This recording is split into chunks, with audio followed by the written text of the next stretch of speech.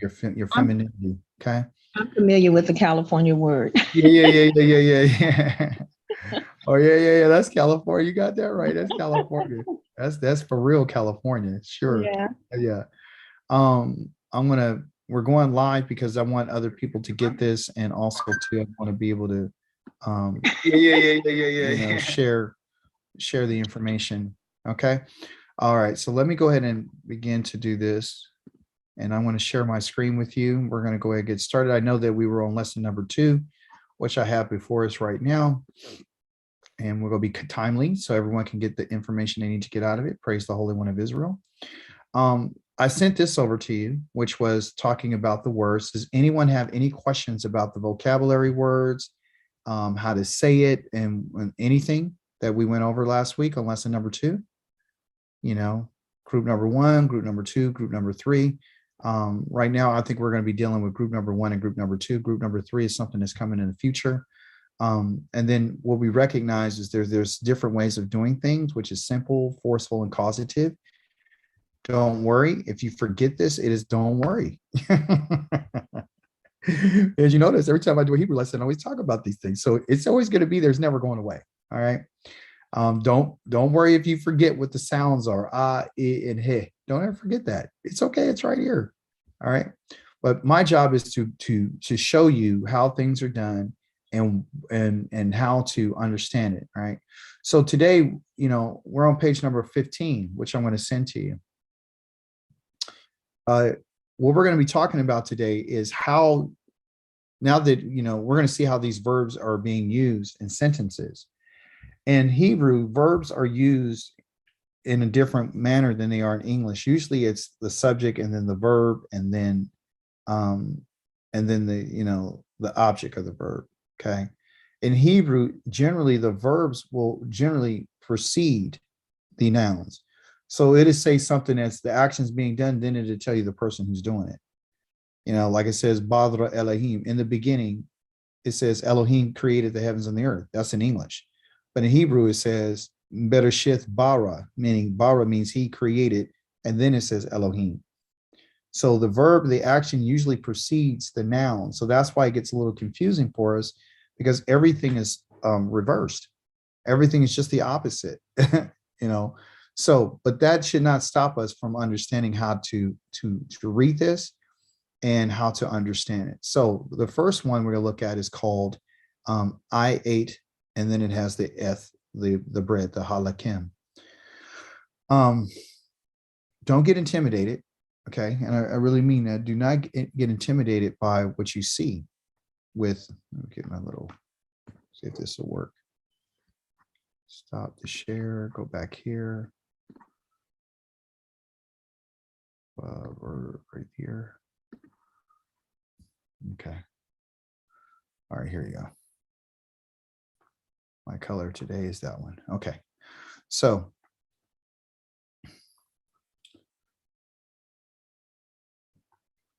the word I, what letter is I in these sentences, in this sentence? Is it the T under the Elo?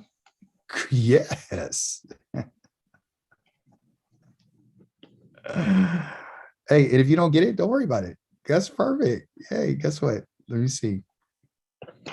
That's right. It's this one right here. Okay. It's the T. Yeah, it's the Tav. More specifically, it is the T and the I, the yod right there. More specifically, it's those things. Okay. So it's going to be this and this. That means I. Okay. Perfect. Good job. So the next question I have for you is, if that is the case, right, which it is, that's the case, what are the 3 letters in this now that is the actual verb? The first 3. Correct. Which is the aleph, the qaf, and the lamed. Okay. And basically, that means 8.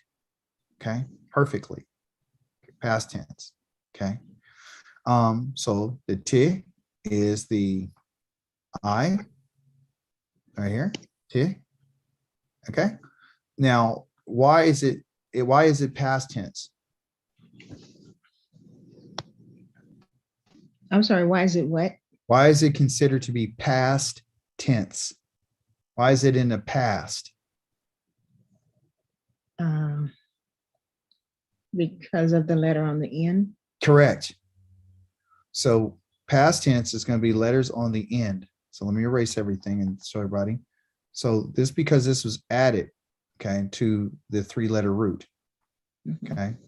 So the 3-letter root, and then you have something added to the end that lets you know it's in the past. If I was to add a letter to the front of the word, what tense would that be in? It would be future. Yes, because adding to the front. So future is in the front, past is in the end. Easy peasy lemon squeezy. Now we got past and we got present. I mean, past and future. There's one left, and that would be called what we call in the present. And the present will be in between these letters, or it could be between these. So depending on where it's put at. So any letter that's added. So all we're doing is a puzzle. Okay. So you solve the puzzle. Okay. Now this right here is called F. It is called a direct object marker. You will see this thousands of times in the Hebrew scriptures. And what it's doing is a direct object. Okay. So an object is something that is the pointer of the verb. So if this is the verb and this is the action that someone is doing, that action is being done onto this noun here. Okay. So verbs are actions that a person, which in this case is I, ate in the past the halakim. Ha means the, and lakim is bread. So when you look at a word again, so you would be like, okay, so how am I going to know the difference between a noun and a verb? How would one be able to know that? Because sometimes when you're talking about a noun, it could belong to you. There's possessive nouns. Okay. The only way you're going to be able to really tell if something is a verb and versus something being a noun is, number one, the structure of the sentence. Where I told you the verbs usually precede the nouns. So that means it comes before. So this will be the first thing you see.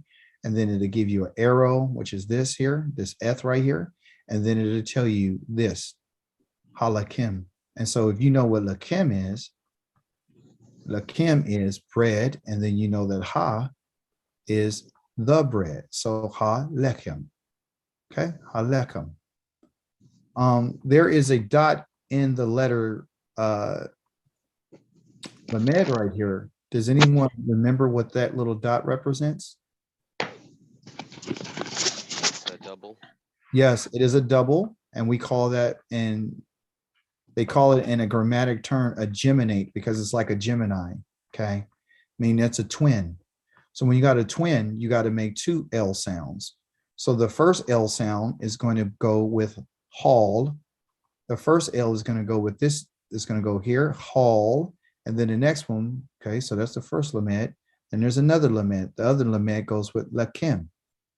Okay, so hall lakim, not ha lakim, hall lakim, halakim, not ha lakim. See, one is ha lakim, and the other one, the way it's supposed to be pronounced, is hall lakim.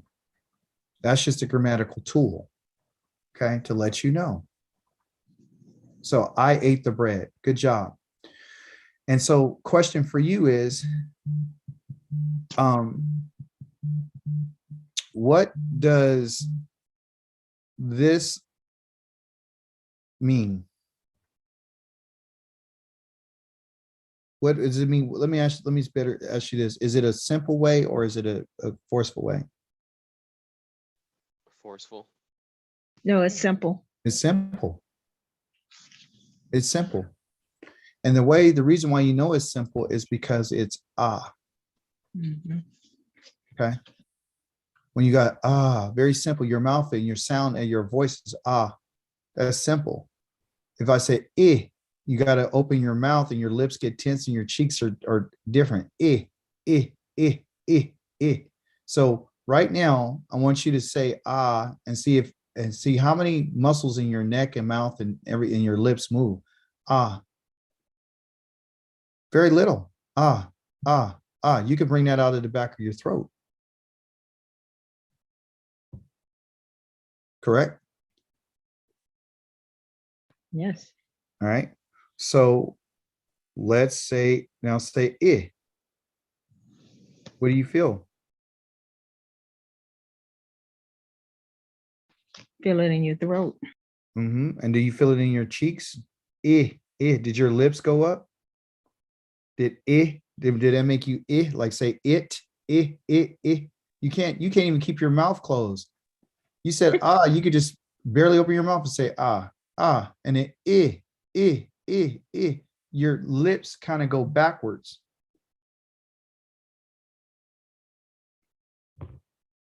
Correct? Yes. All right. I want you guys to feel that. Hold on for just 1 second. Someone who wants to get into class and they want me to put that in the group. So let's go here. 971 063 0778. All right. So again, down here below, you got ikalti. Ikalti. Same letters, aleph, aleph, cough, cough, lamed, lamed, ti, ti. Got it? Same thing. But it's telling you how it's done differently. One is I simply ate the bread, a simple action. I ate the bread. This action here is in a forceful way. I'm forceful. I'm devouring. I drank something versus guzzle. So see, so when you understand this and you learn what these things mean, when you're reading it, it'll tell you. When you're saying it, it'll tell you. Okay. When you're sounding it out, it'll tell you. Okay. Same thing. So equality, quality, equality, quality. Okay. Perfect. This one right here. First three letters are what? The verb. It's the verb, and the verb is known in the Hebrew as the root. It's a verb. Thank you. Because we're talking about verbs. Okay. So I, which is ti, rope, shavar. Shavar. You hear that? Innocent shavar. Okay. And what did I break? What did I break? The cup. The cup. And the cup is called hak kos. Hakos. Now for you and I, we're like, I don't know what a kos is. That doesn't sound right to me, because you usually would say cup is cup. Okay, but this is kos, hakos. Okay, the reason why I said hak is because it has a geminate right here in this little thing right here. So I have to make a double sound. Okay, underneath, same word, but now it says instead of sha, it's shib. Shib bar ti. Shibarti. The one on top right here is shavar ti. So one is shib bar ti. You see this little geminate right here, this dot? That makes a hard sound. So if you notice, when anytime something's forceful, the second letter is going to have a geminate in it, and it makes it forceful. You understand? Any questions? Is that one of the rules that we haven't learned yet? Yeah, that's one of the well, that's what we're learning right now. That's what we're learning right now. Oh yeah, yeah, you're right, Kale. I forgot, you're like, you're more of an analytical guy than I am, because that's what you do in your business. You analyze. So yes, that'll be the rule. They'll tell us exactly why. Okay. They'll tell us exactly why that's the case. Okay. I'm sharing it with you. Let me go back here. Stop to share. Something happened. Praise the Holy One of Israel. Welcome, Pincus. Okay. All right. Now, so those are little phrases. Number 3. How do you say this first word?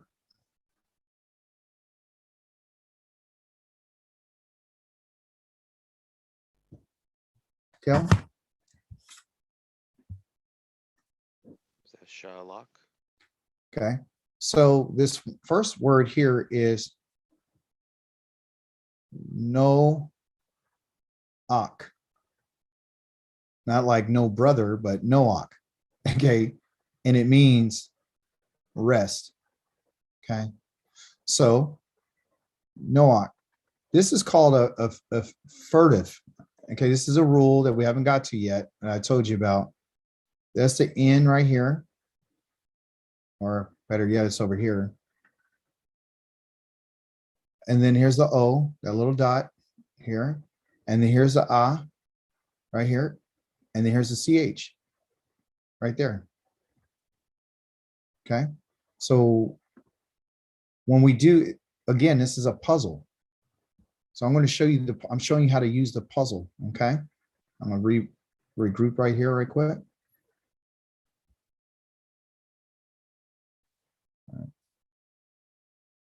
All right. So let me put a little thinner right here. No, right there. Ak, right here. Noach. Okay. And in this case, the way that they're forming it, they're letting us know they're telling us that this is the noun. This is a personal pronoun. Okay. It's telling us this. And that's called what? How you say that?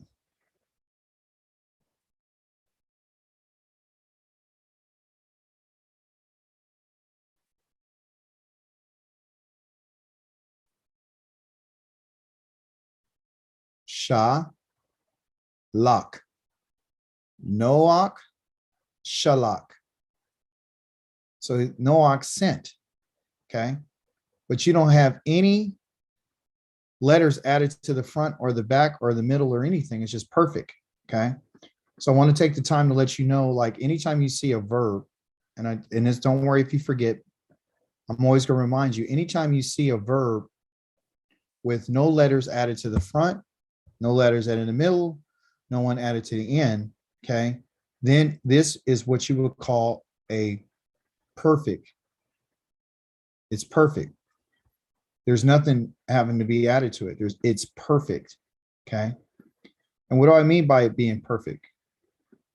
It means that it's what they would call, if you know the language and the grammar, you would know that this is what they call the third person masculine singular, okay?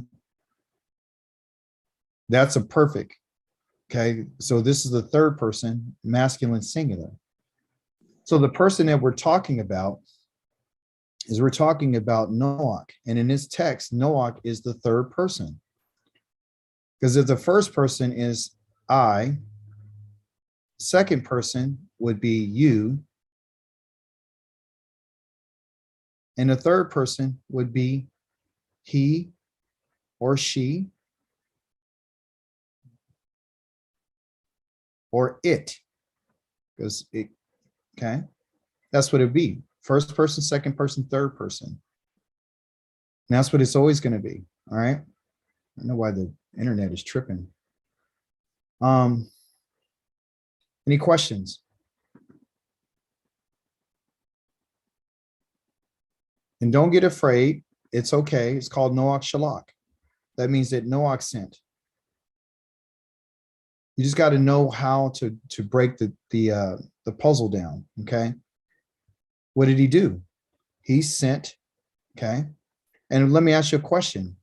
Somebody tell me, how did he send it? Did he send it in a simple way, or did he send it in a forceful way? Simple. It was simple because this is your simple. Anytime you see that, it's simple. Pincus. Oh, my brother. No, you're not. Don't worry about it. You'll come. Don't worry. Don't you worry. Look, if you guys haven't been to class, you ain't had a chance because you're so busy in life. Don't worry about it. You're going to get it. You're going to get it. You're going to get it. So I don't want you worrying about that. Okay. You're just here because you're going to still learn. You might pick something up. It's a puzzle. So, you get a puzzle, people put up a whole bunch of pieces in front of you, like, dang, remember you guys used to walk through the store and Target or Walmart and you would see these puzzles and they say 1,000 pieces. You be like, or 10,000. You would go, I don't want that. It's going to take me forever. Right. So you avoid, you avoid going through. Yeah. Yeah. You avoid picking that box up because you don't want to deal with it. Right. So what happened is with Hebrew is a box and it's not 10,000 pieces. It's literally just only hundreds. It's only hundreds of pieces. And so, when you come back to it, you ain't did it in a while, you're like, man, I forgot where those pieces go. But you're going to go back. It's going to come to you. So I don't want you to worry about it. Okay. All right. Yeah. Listen, this is lesson number 2. This is lesson number 2. All right. Somebody tell me, what does this mean? It means it's pointing to the next word. Yes. So basically what it is an arrow. That's what it is. And why are we going to use this arrow? Why are we going to use the arrow?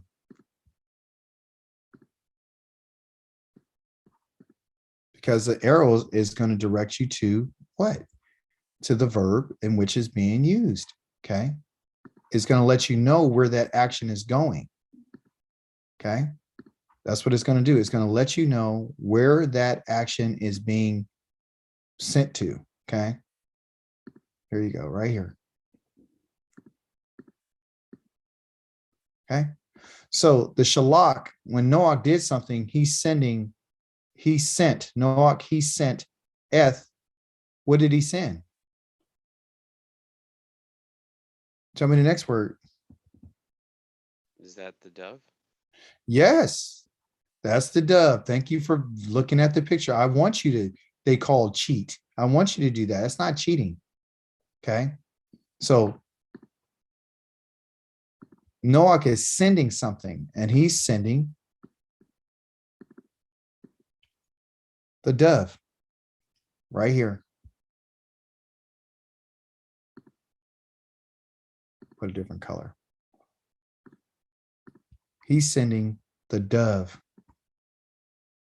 Okay. And that's why it's called the Ha Yonah. So how do you say dove? Ha. Right here. Yonah.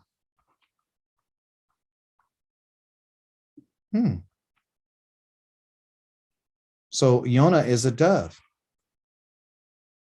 And where do you know about Yonah? Well, if you knew your Hebrew, you knew that there wasn't any letter J, then you would know that this is talking about this guy. What they call Jonah. And Yonah was a prophet. And Yahweh did to what to him? He sent him. To what? To deliver a message to a group of people to not to repent. Yonah was not sent to the people to tell them to repent. What was he sent to tell them? See how you're going to get the prophets, you're going to get the Hebrew in the same thing. What did he send Yonah to? What did he send Yonah to go tell the people? You could be wrong. It's okay. I want somebody to be wrong. Tell me. I can't remember what he was trying to tell them, but I remember he was supposed to warn them about something.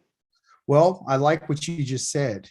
He was sent to warn them that they had 40 days And in 40 days, Yahweh was going to kill everybody.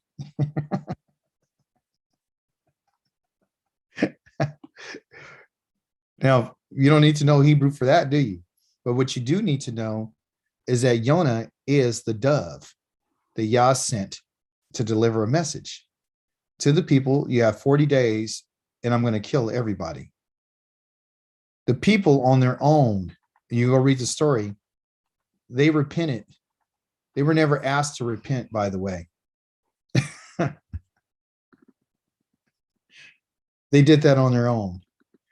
But I thought she said that we needed somebody to die for our sins. And they had to believe a message. They believed the message, but the repentance came from within themselves. I never told them to do sackcloth and ashes. They did that on their own. Okay. And what did he and what is this word? What do you think this word means? Men in Hebrew. According to what's over here in this sentence, what do you think it means? Take a guess. Ark. From. Men. From.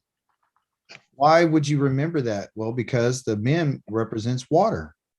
And the water means it's a preposition meaning from. Okay. And you have to go from somewhere. Okay. And then you got the ha-teva, which is the ark. Okay. Well, what are we learning? Are we learning the sentence? That's what I'm trying to get you to learn? No, I only want you to focus on this. I only want you to focus on this. These are the only two things that you need to be focused on is this and this. Now, Pincus said that he hasn't been here for a while and he's got missed so much. Well, guess what you're going to learn today? I don't want you to think about all this. You can forget about all this. All I want you to remember is what these two things mean.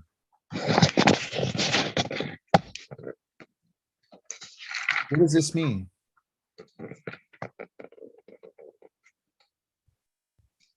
You're asking, what does it mean? Yeah. What does that symbol mean? I. Here it is. It's a vowel point. Oh, okay. It's a vowel point. And what does it mean? It says it right here, identifying the sign, a type of action, right? There you go. Hey guys, hold on for a second. Someone's banging at my door and I don't know who it is. Hold on for just one moment, okay? For a second.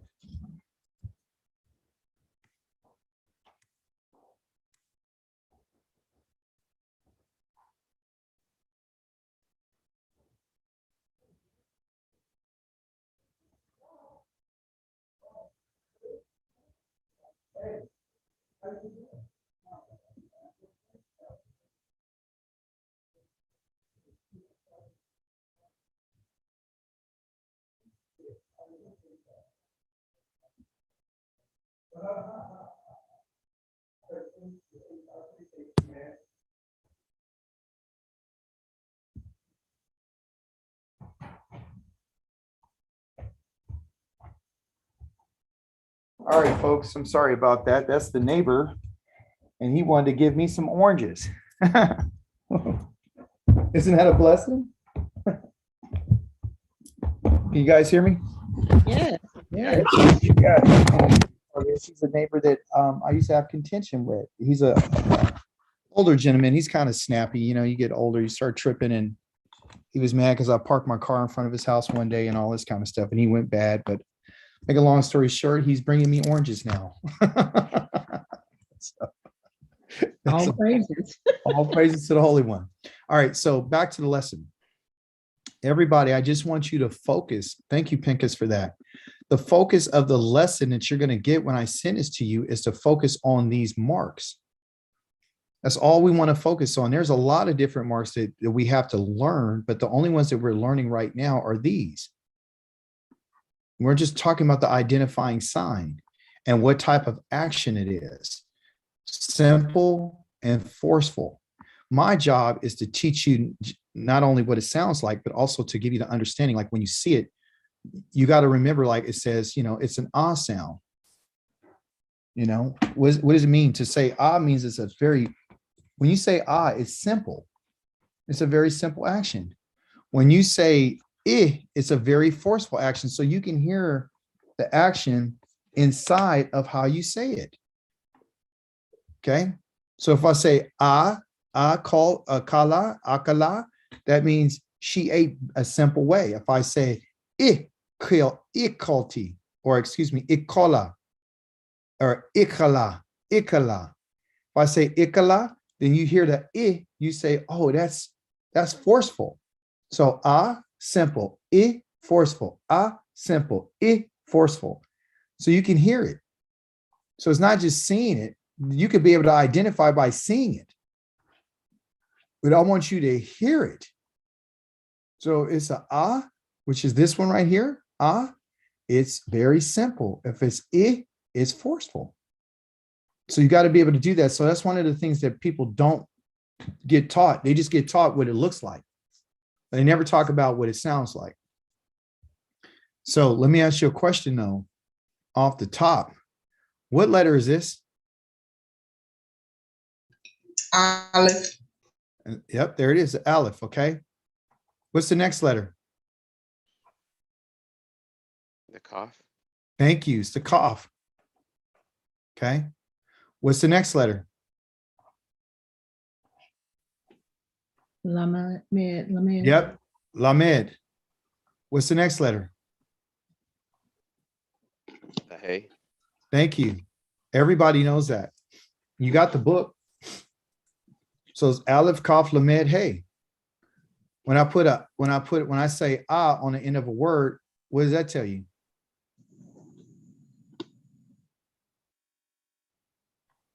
What does that mean? And when I say akala, what is that? On the end. What does that mean?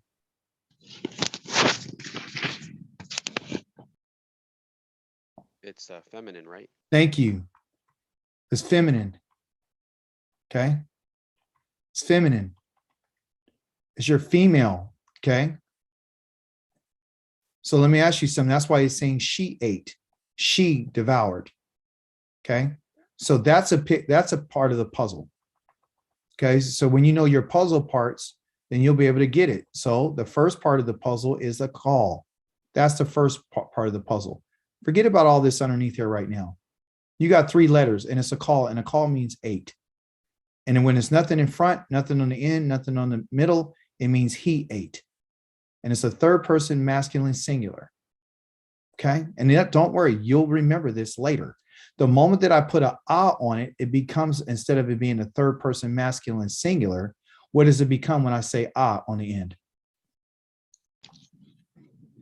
Third person blank singular. What is it?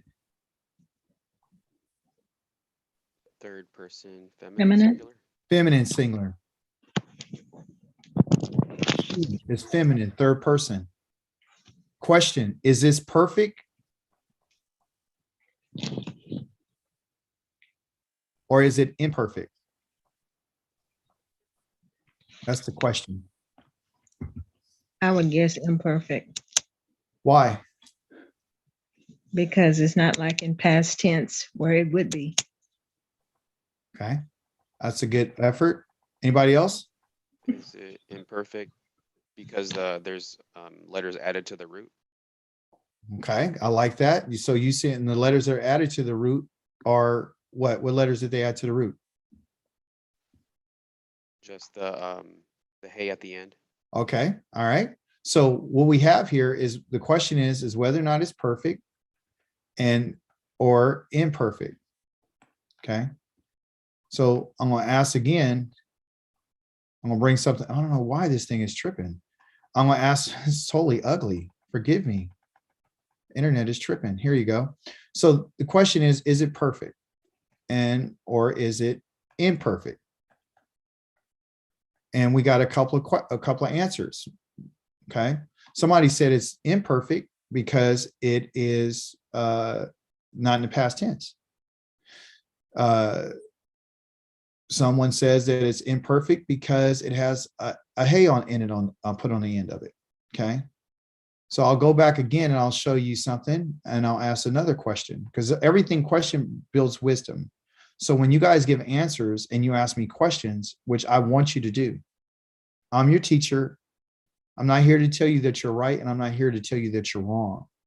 I'm not here to tell you that. I'm not going to ever tell you when you're right. And I'm not going to tell you when you're wrong. I'm going to let you figure it out. Okay.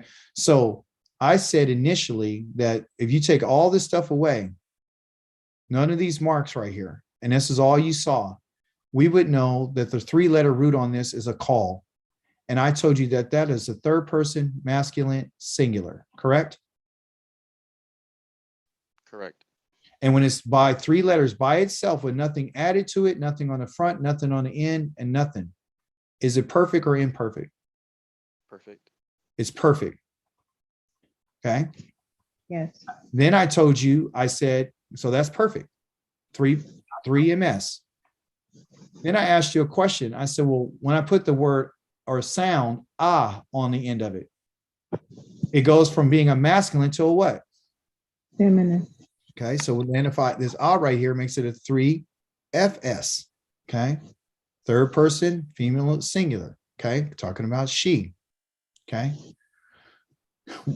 in Hebrew, there's certain endings that tell you the pieces of the puzzle tell you whether or not something is perfect or not. This little combination right here, this right here, this right here that you see, it equals femininity. Okay, and it means singular. Okay, so when so there's certain roots that you can add the to. So if I just took the off, it's perfect. When I add the onto it, one would think that it's imperfect because I added a to it. But the fact of the matter is, the male by himself, a call, is perfect, and a kala is perfect too. Because all we're doing is we're saying we're making it feminine. All because you add a feminine ending to the end of the root doesn't make it imperfect. It makes her, she is perfect too. She's perfect. Okay, so when you look at a root, I want you to recognize now if the letters on the end were different, if this was a different letter, it was a tav, then it would be in the past, it would be perfect. Okay.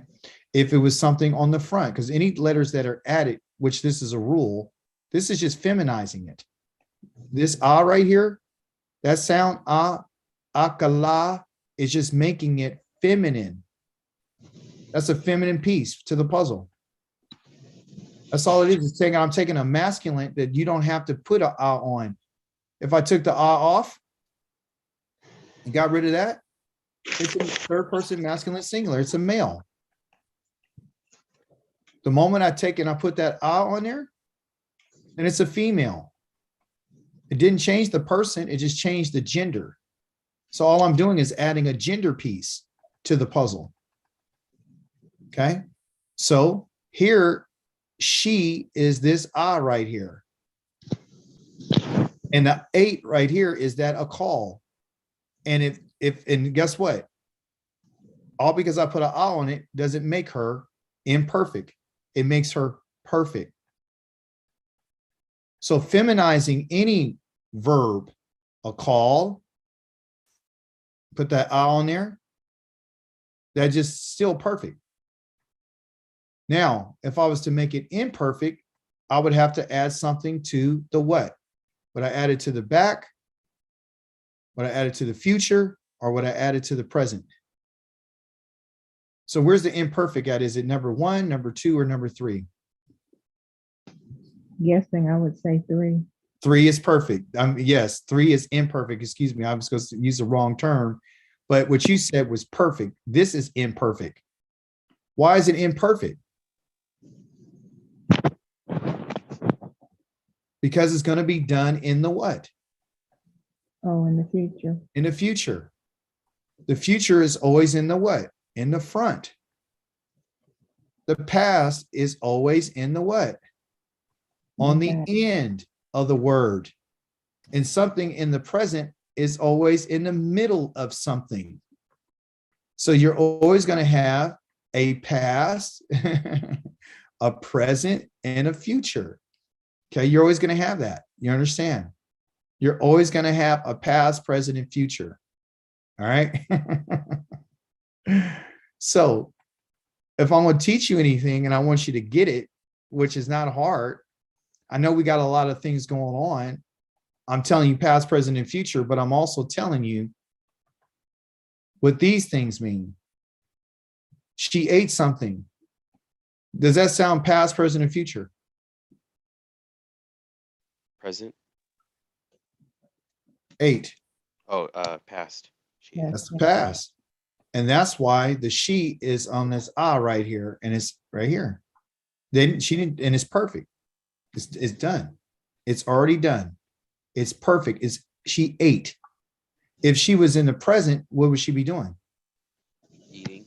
Eating. If she was in the future, what would she do? She's going to eat. She will eat. She will eat. Okay. So the future is always about will. Okay. That's the future type of tense. Okay. He will, she will, or it will, or they will, or we will. You understand? So it's a first person, I will, second person, you will, third person, he or she, or it will. Okay. So those are the things I'm trying to teach you. First person, second person, third person. Past, present, and future. And then when you look at your word and you got your word of call, as soon as you put an ending on, you'll be like, oh, that's feminine. That's perfect. She ate.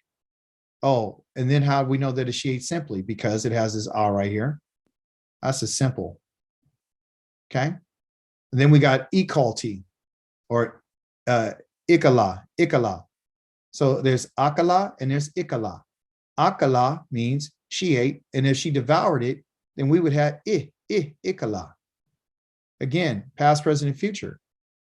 This is past, and it's perfect. So sometimes we get confused, like what, because you're saying past, you're saying future, you're saying middle, you're saying present.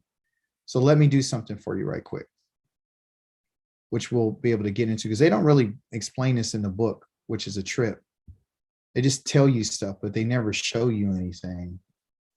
That's why I feel like I had to teach it. I'm going to show you this board right here. Okay. And this will be helpful to you. This is your class. We're in a classroom setting. And number one, I don't care what you don't know, because it's about us learning together. Okay. So I don't want you to, don't get discouraged. Like, oh, I don't know that. It's not, you're not supposed to know. Okay. That's why you're learning. And finally, what other beautiful color I want to use? Okay, I use a green.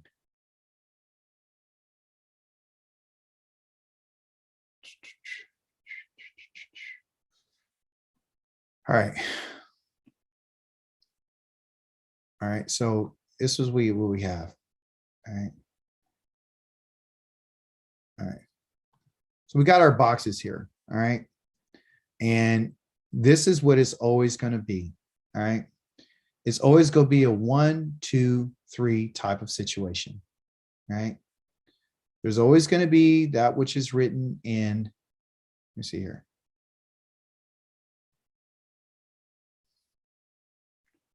You have that. Oh.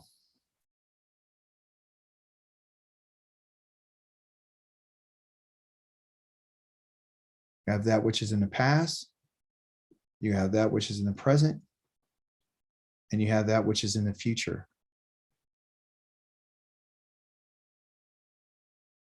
Just for the sake of argument and presentation, if you were you're looking at the screen, which one of these boxes would be in the east?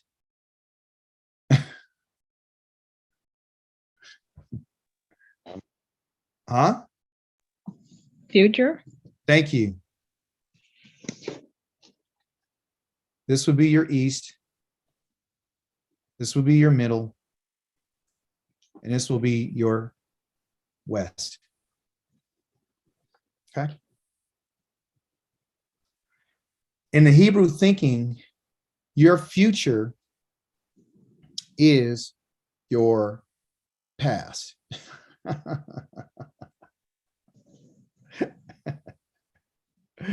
I know it sounds confusing, but it's the truth. Okay. And I'm not trying to confuse you. I'm trying to teach you something. In the Hebrew language, it is always going to be what they would call past, present, future. And there's always going to be the three letters for the Shorashim, which we already, I think we went over. Let me show you. And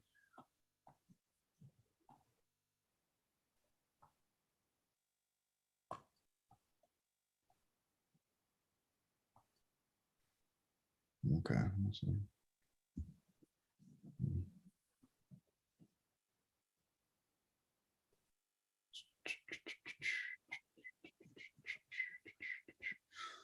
All right.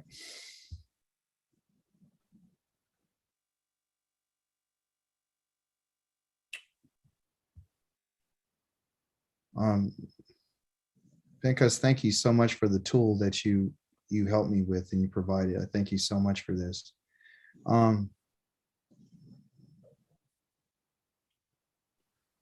You're always going to have three letters. Okay. You're always going to have three letters in any root. Every verb is always going to have three letters. Okay. That's what it's always going to be. Okay. There are some nouns, but we're not talking about that. We're only talking about, let me see, all praise to the Most High. Oh, absolutely. Thank you, Aki. So you're always going to have these three letters. Okay. And with any verb, it could be any verb, right? And what you're going to find out is if it's something that's going to be in the past, that's always going to be directed towards the end of this word. Okay. If it's going to be in the present, that will take place either here or over here between these letters. Okay. And if it's in the future, it's going to be in the front of this letter. That's the puzzle. Okay. Past, present, and future. All right. And because that's the case,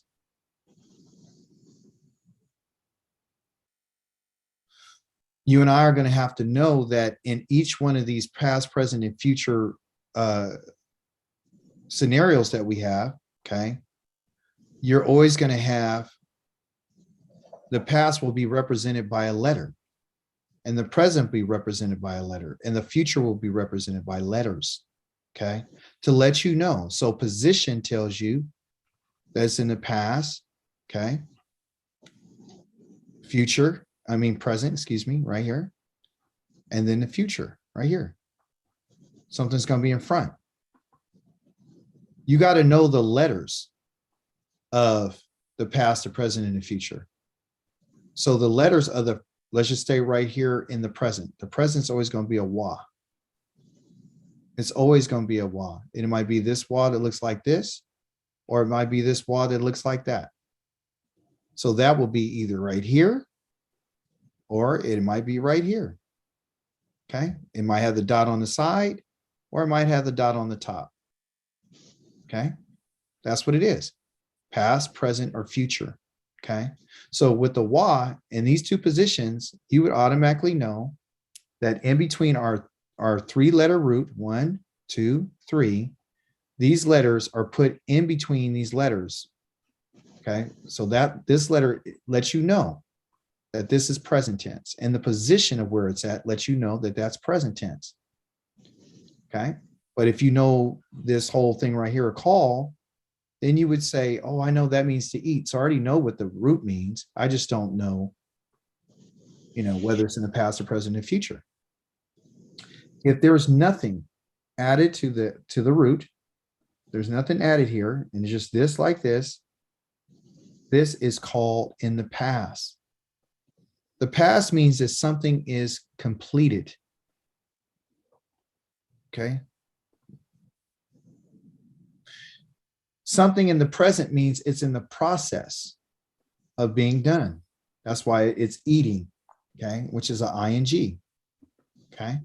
This is usually an ED. Okay. And future means that it will be done. Future means it will. Okay. So once you learn the pieces to the puzzle, then you'll be fine. Any questions so far? Any questions? So now what I'm going to show you, you can go back and look at this later.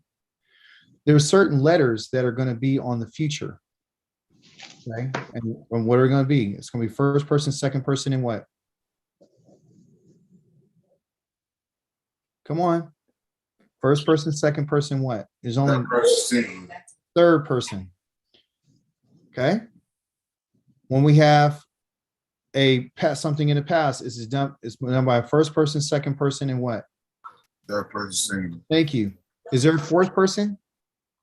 No. Is there a fifth person? No. So these rules will never change. This is set. These are how actions are done. Actions are done in the past, present, and future. Okay. In the past, it's completed. In the future, it's incomplete. Question, is the present complete or incomplete?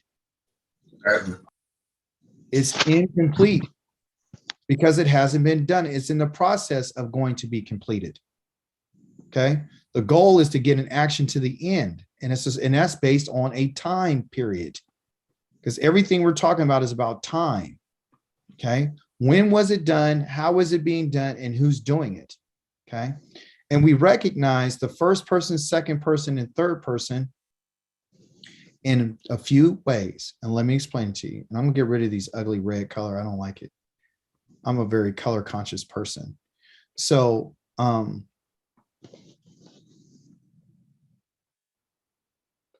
first person is I, second person is you, third person is what? He, she, it. He, she, or it. That's the same thing that goes over here. You understand? Okay. I is never going to be plural. Okay. But it can be common. So for example, when I talk about I'm going to do something. I can do it in the past, I can do it in the present, or I can do it in the future. Right? When I say you, I'm talking second person. You could do it in the past, you could do it in the present, you can do it in the future. Third person. He, she, or it can do it in the past, they can do it in the present, or they can do it in the future in time.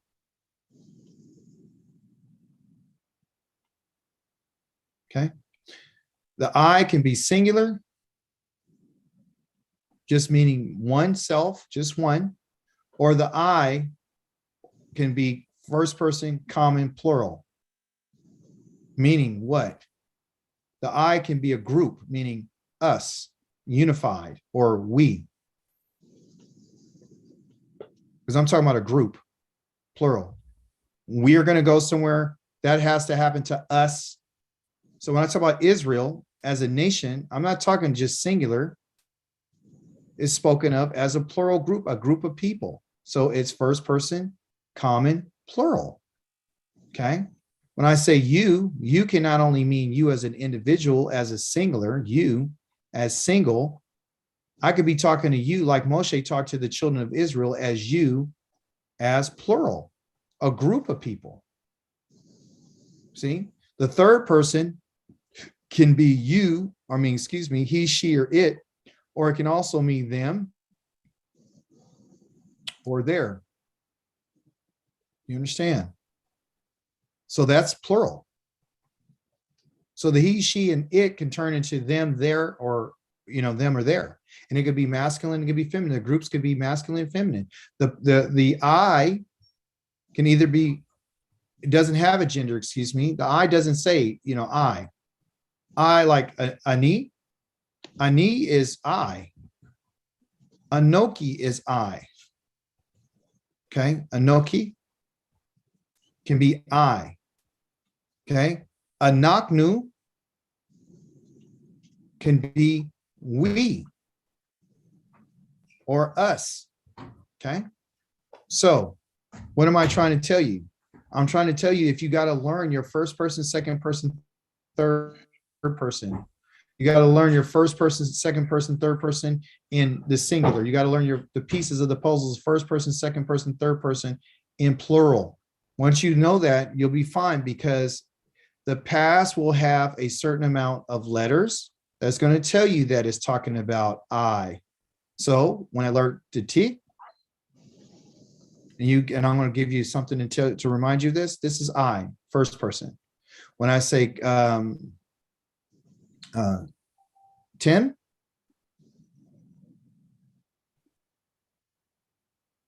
excuse me, ta, or ta, okay? Those are all first person, second person, first, second, and third, okay? Or excuse me, I stand corrected. I'll send you the list. That's what I'm going to do. So I won't confuse you, okay? But what I'm trying to tell you are there's letters that go on the end. So there's a tav and a yod for the past. There's a you'll see the tav in a mem on the end. You'll see a tav and a noon on the end. You'll see all different types of letters. So that's what you got to learn. The easiest one is right here, that's just the letters that you're going to see in the middle. Over here, it's going to be an aleph. It's going to be a tav in the front. It could be an aleph, which is I, a tav, which is you, okay, and a noon, which is we. And what letter would you use for he, she, he? Nothing, because it's already, okay.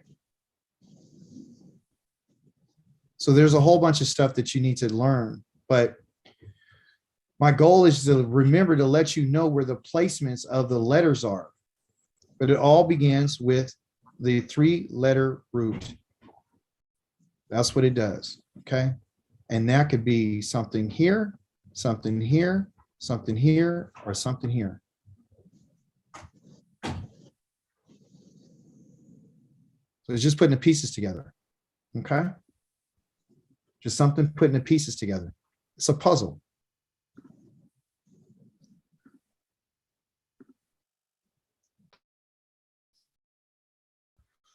I'm going to send this to you. I'm going to send you this one page, okay, and let you focus and meditate on that. But I do want to go somewhere else with you right quick.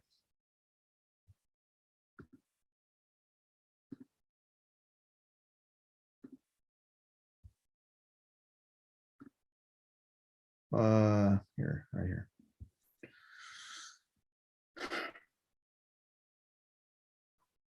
Pincus, I'm gonna pick on you.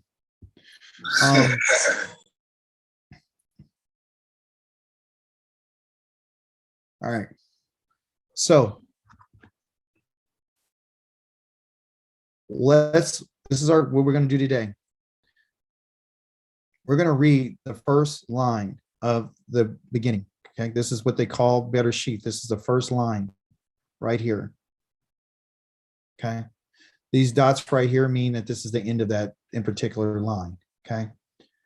So, based on between right here and right here, question, how many verbs do we have?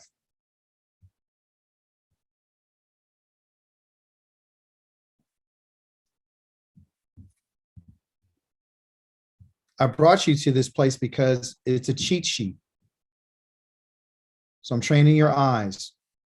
Verbs are generally going to start with the letter V. How many verbs do we have in that sentence? One.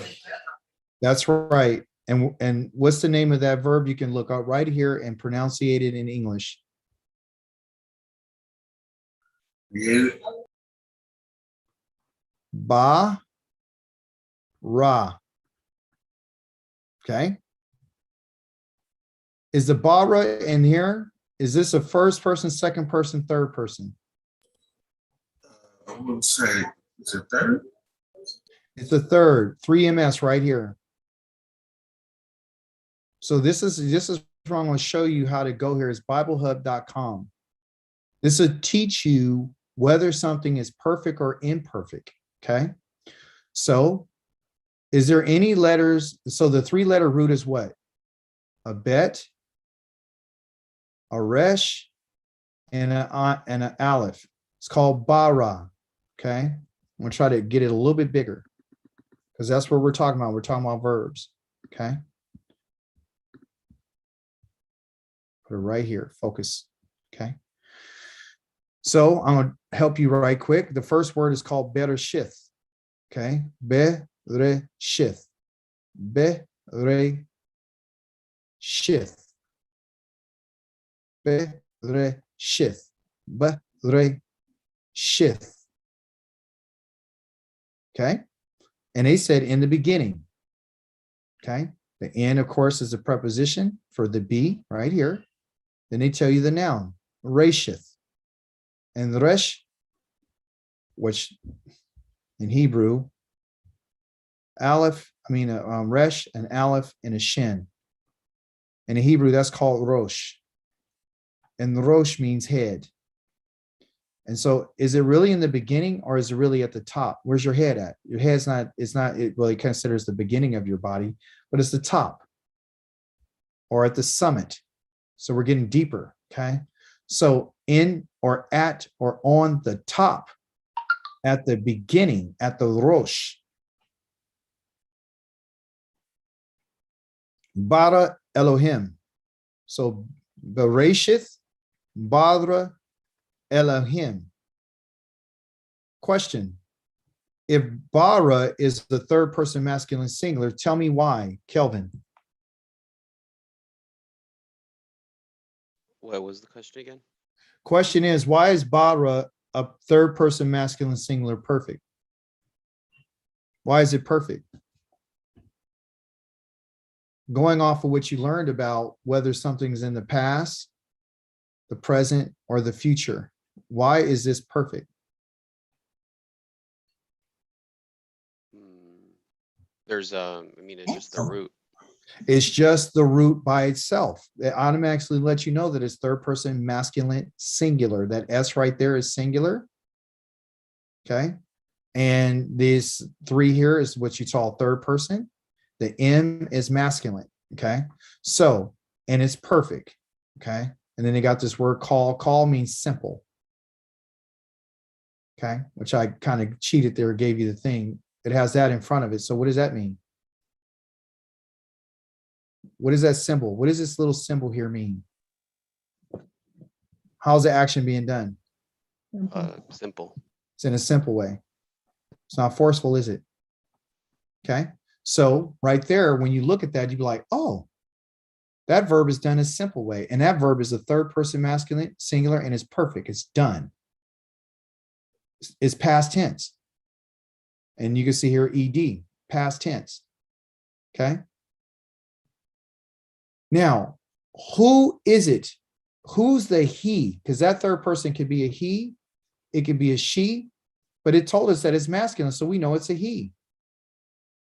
Or it could be an it. Right? So let me ask you a question. Is Elohim a he, a she, or an it?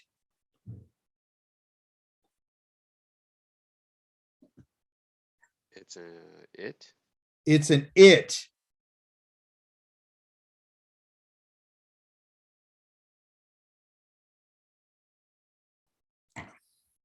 Yah is not a male.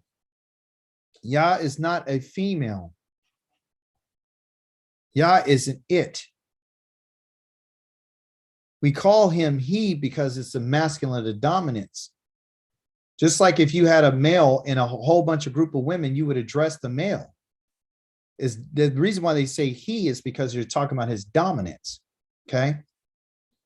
Yah was not a male or a female. He tells you don't make any image of anything, a representation of anything male or female in the book of Deuteronomy, chapter number 4.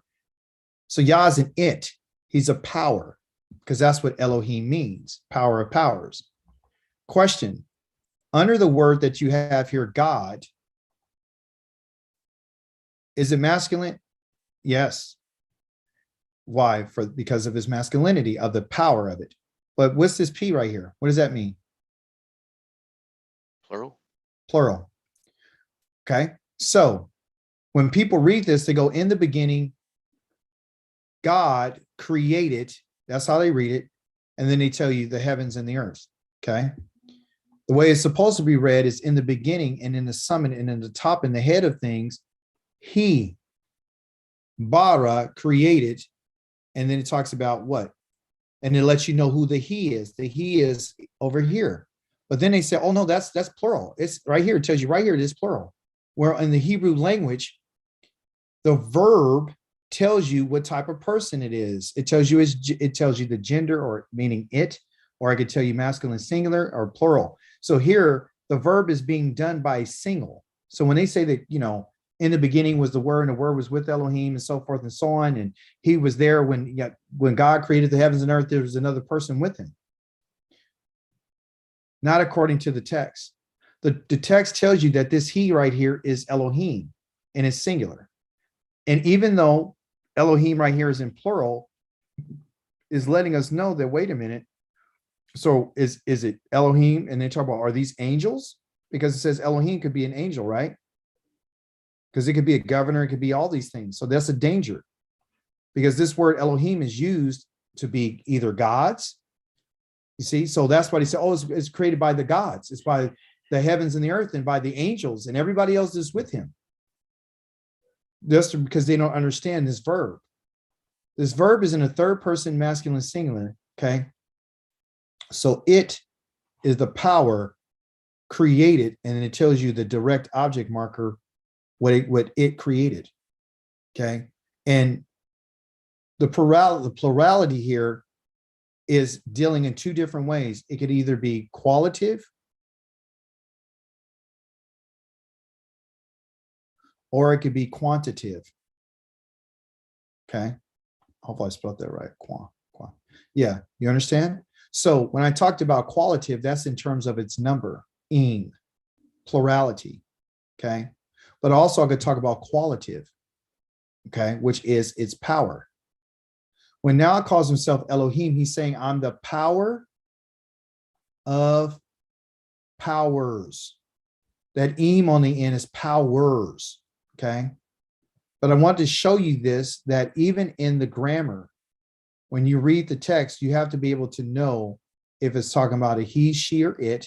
You have to know that if it's perfect, and you can see right here that it's perfect because there's nothing added to the front, there's nothing added to the end, and there's nothing in here, okay? It could have said barati. And if it had barati, is it perfect?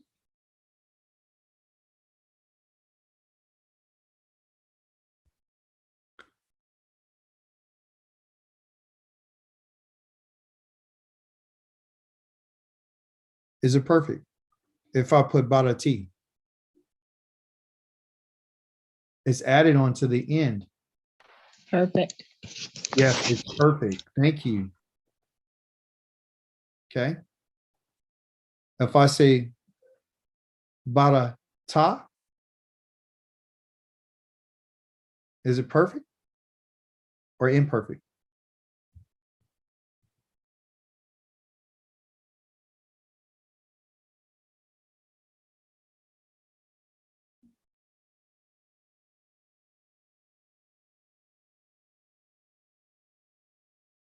Is it perfect? Yes, it's perfect. The ta means you. Okay. You created. So you can add any kind of endings on this. Okay. So Bereshith Badra Elohim. What did he create? He tells you right here what he created. The arrow is directly pointing you to the object of the verb. So what is the object of the verb? The heavens and the earth. The heavens and the earth. Okay. Not a heaven, but the heaven, a definite article. So even this is right here telling you what he created. This is another ha. This is another the, and the is another arrow. So it's telling you, he's putting a lot of emphasis on the Shamayim. And look, here's another arrow. And Yeth, what? The arrow again to the earth. So he is the third person masculine singular, the only one who's ever created this. So even it has it here, oh, that's plural. No, it's not. It's talking about his quality, not his quantity. Okay. So that's how you say it, and that's how you do it. So what I want you guys to do is I want you to go to the Bible Hub, and I want you this week sometime, I want you to look at just chapter number 1 in Genesis. And what I want you to do is I want you to cheat. I want you to go through and I want you to pick letters that you think represent things. So I think that goes there. And this right here is this sound right here. And this resh right here goes here. This A right here is this one. And then once you learn how to do that, and you go, well, okay, what is this? Well, it's not, is it silent? Yes, the aleph is silent. The next letter is the shin. Well, where's that? Oh, it's right here. So in the Bible Hub, a little thing over the S like that tells me it's a SH sound. Oh, this underlined T right here, because sometimes the T will be underlined and sometimes it won't. When it's not underlined, it's a TH sound. So it's like a puzzle. I want you to go in and solve the puzzle. I want you to go to the next thing and I want you to look at it and ask me, what does this mean? Oh, that's a verb. What does this mean? Oh, that's a call. Go look it up. It means simple action. That's what it means. That's the word that they gave it. It's perfect. Why is it perfect? Oh, because our thing that he gave us said is there's nothing added to the front, nothing to the end. When it's just 3 letters by itself, then it's perfect. Okay, then I'm going to say, well, who's the person? Oh, it's the third person. Oh, was it a masculine or feminine? Oh, it's a masculine. It's a singular. Okay, so I'll solve that. That's it. What does this prep B mean? Oh, there's the B right here. That's that one. Oh, so that's the bet. So preposition. Oh, that's what prep means. And then you go look at what preposition means. You say, oh, that goes before to give you location. Okay. And then the N was what? The N is a noun. Okay. And then we go from a noun and say, well, what kind of noun? And that's a FS. A FS is a feminine singular. Then I want you to go over here. This is a noun and plural. And I also want you to click on it so you can look at what it means. Because I'm just writing on here, but you can click those numbers at the top and you can find out exactly what it means from their perspective. It's not the ancient Hebrew, they don't go as deep as that. They just give you a surface definition, God, such and such, but his name that's a title. Yah never introduces his name until chapter number 2. It's just telling you the power, saying, I need to tell you what my power has done. There's no need to introduce my name right now. I'm just telling you the power. Then an ineffable one is doing this. Then I want you to go and I want you to understand and say, well, what does DRIOBJ means? That's a direct object marker. M, marker, which is an arrow, which you learned from the stuff that I've already given you. Article, definite article is the hey. Where's the shin at? Oh, there's our rule right there. Why does this have HAS and an SA and an MA, then YIM? Let's solve it. Okay, that's the H. Oh, there's a shin. Oh, it has a dot in it. Oh, so I got to make 2 shins. Those are the 2 S's that they have. Oh, and look at the little symbol over the top. Lets me know it's the SH sound. Oh, okay. And then where's the yim? Oh, that's the Y, the I, the yod. So I know that's the Y. And this dot right here is the I. And then here's that's the M. That's the final M. That's yim. So this is not ha shamayim. It's hash shamayim. This is how I taught myself how to read. This is how I taught myself the language. Oh, this is a conjunction, which is a wa. It's a W, so that's a wa. Oh, that's that one. Oh, it means and. Oh, but look, they got a direct object marker. And the direct object marker is right here. I already learned that. That's an arrow. So this means that he's going to point to the next thing that he created. Oh, okay, because what he just told me right here is this too again. He's letting me know that everything of Ba right here is directed by this, which is pointing to what he created. So he borrowed this and he borrowed this too. Oh, and he did it by himself, singular. So when someone asked me, did he do it alone? He says, and every time you notice in the text, in the English, he said, I was by myself and I did it alone. That's what I want you to do. That's your homework. Okay. Then you're going to find words like wahaya, wahayatha or hayatha. Okay. Hayatha, tahu. Well, somebody tell me right quick what I'm talking about.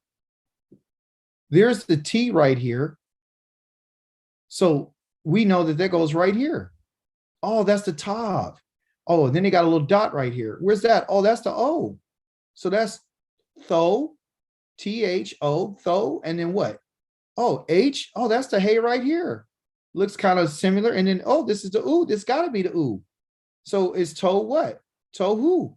Or excuse me, thohu. Thohu. You see? So you got to go in and it's a puzzle. So every day I want you to take about 5 minutes and just look at a verse and break it down. And you could do this. You could do this. And you're going to come across something that's real easy. Then before you know it, you go like, man, there's a lot of these was right here. Don't forget about all this right now. Just the exercise is not to figure out if it's, whether it's in the past, present, and future. I really want you to focus on how you can connect the letters, so what it is. That's wa right here, wa. So you're teaching yourself how to do it. And then what's the next one? Vo. That's right here, that dot in this. And then wa vohu. Wa vohu. And then before you know it, oh, that's the void. So then instead of keep going on, you just say to yourself, when you're by yourself, because you can do this by yourself, you're going to go Bedra Sheath Badra. As soon as you learn how to say that, go to the next word. Elohim Eth.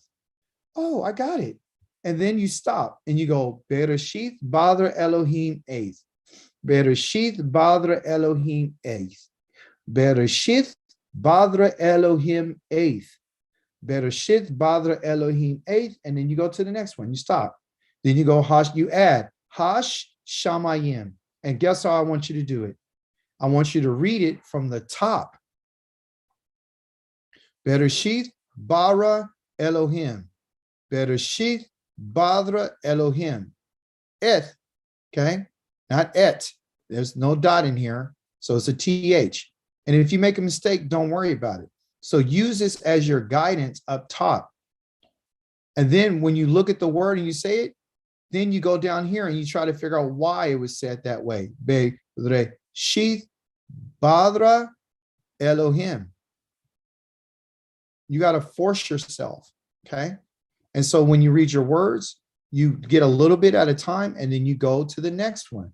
Adres, the adres, the hayata, the tohu, the uvohu, and the wakoshek, the alapane, the tahom, and the wadruak, the Elohim, the madrehifeth, the all pane. Well, how is he doing this? Well, I've been reading it all the last couple of years. That's all I do is just read it. Okay. So you'll be able to get it. Okay. You guys understand? So that's how I want you to cheat. Okay. That's how I want you to learn what the letters look like. Oh, that's an M. Okay. There's a resh. Okay. There's a ket. Okay. There's the pet. Okay. There's the tet. Okay. There's Elohim again. Okay. There's Wev Ruach. Here's something easy. All easy. How do you get all? Oh, there's silent. Lamed. There you go. All panay. Okay. Any questions? That's how you got to do it. You got to force yourself to do it. Okay. And you can sing it. You can do whatever you want. So take a little bit at a time. Right. So I'm going to send you the things. So you're working on several things. You're working on the verbs. You're working on that. You're going to be working on this right here. You're going to be working on, a kalanu. You're going to be working. Just get this in you. Just understand that. So when you start seeing it, it'll be fine. You'll be like, oh, I know that. Oh, that's simple. That's forceful. That's simple. That's forceful. It doesn't matter what the verb is. I'm just telling you how the action's being done. If you want to know what the verbs are, They're only using the verbs that they told you about in what in the same lesson. Right here. Right here. He drank his arm, the tablet, the hail, the domestic, the grass, the neck, the tree, the dove, the cup he broke. You get that. Lesson number 1, same thing. You understand? So you learn these words, and then that applies to the lesson that you're learning. So you got to spend some time with it. All right. So I know it's a lot, but what we're trying to find out is how do you know the difference between a simple and a forceful? And by the way, the only time that Yah talks about to Israel about his laws and his commandments are always in a forceful way. They're never in a simple way. Never. No teaching that Yah has ever done with Israel has ever been in a simple action. It's always been the It's always been the forceful. Okay. And that can ask you, well, why is it done that way? Because Yah was talking to an animal, a sheep or a ram or a bull or a cow that's stubborn and a stiff neck. He just can't just simply talk to us and we do what he says. He has to force it. So this, like right now, what we're going through in terms of learning this language, it has to be, you got to force it. You can't, even talk about simple and forceful actions. The teaching has to be forceful. So I know that some of you might feel lost. Well, I'm lost. And I won't be able to catch up. I'm gone. No, you're not. No, you're not. That means that you have to catch up. It means you have to take it a little bit more serious and spend a little bit more time with it. That's all. And if you stay where you are, that's fine. At least you're coming to class. At least you're active. At least you're learning the letters. At least you're getting little bits of nuggets of different things you're seeing. It's a whole nother world for you. So don't be too hard on yourselves. Don't be too hard on yourselves. I'm here not to judge you and condemn you and say, oh yeah, you need to do more. No, I'm not saying that. What I'm saying to you is that we have to learn this language. And my teaching has to be forceful. But in my forcefulness, I'm just telling you, that's the way that Israel has to be taught. And everybody here is Israel. So you got to be taught this way. All right. So I'm going to send over the thing to you. All right. Go over your blue book. Go over that blue book and tells you how to read. Because I think that's where the hiccup is because you don't know how to read it. So you're like, I can't say it. So I don't want to do it because I can't say it. I'm lost. I'm lost in the sauce. No, you're not. Go back to the blue book, start in lesson number 1, do number 2, number 3, and you'll build your confidence back up. Sing it. That's the only way you're going to get it. I'm telling you, sing it. If you don't sing it, you're not going to get it. It's not going to stick. You know how they teach you when you're a kid? A, B, C, D, E, F, G, H, I, J, K, L, M, N, O, P, Q, R, S, T, U, V, W, X, Y, and Z. Now I know my, okay? They understand how it's applied. Okay? Aleph, Bet, Gimel, Dalet, Hey, Wav, Zayin, Ket, Tet, Yod. I don't care what it is.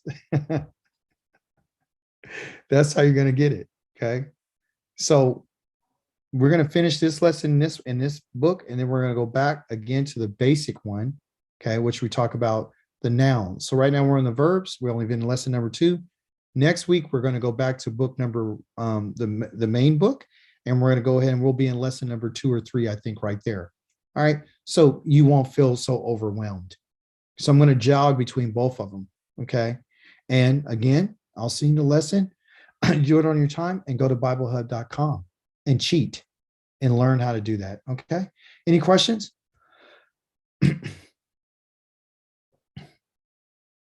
Anyone have any questions?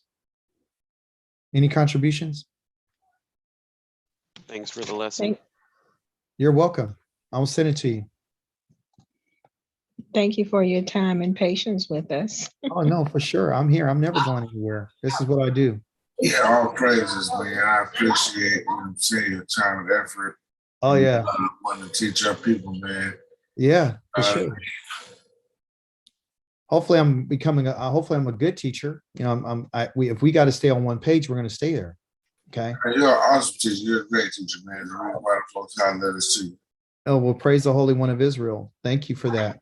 All praises. Pincus, you stay online because I got to talk to you. What's that? All right. All right, everyone else. I'll see you. And you guys have a wonderful evening. Lila You Tove. too. Lila Tove, Conjure. Renee. Lolly Talk. Lila Tove. Pincus, Yes, sir. Yes, sir. what you think about that song? Hey, man, I was going over it. And that is kind of dope. But I actually want to hear you do it because listening to the music and going over the lyrics, I can't find the rhythm. Oh, you can't find a rhythm. Okay. So here's the thing about it. It's like, okay, when we do all right, so let me pull it up right quick. I'm glad you asked. So it is about that rhythm, right? All right. So do you think I didn't write it as a rap. Oh, And I know there's two different ways, right? right. Is it, or am I off? Huh? When you write something, you got to write it in what you wanted to do, right? Right. You still live on YouTube, bro. Oh, okay. Let me turn that off. Thank you. Praise the Holy One of Israel. Yeah, I almost forgot that.